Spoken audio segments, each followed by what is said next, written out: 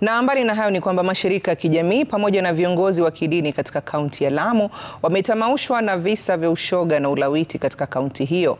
Hii ni baada ya watu 5 wanaodaiwa kujihusisha na visa hivyo kukamatwa na maafisa wa polisi na kufikishwa mahakamani juma lililopita.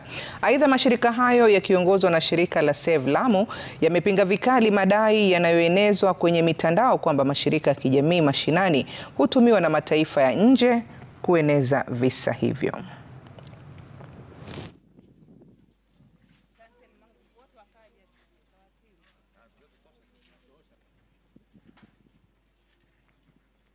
Kama kutaregezwa kamba kuhusu jambo hili, basi itakuwa hakuna viongozi watakayokuja.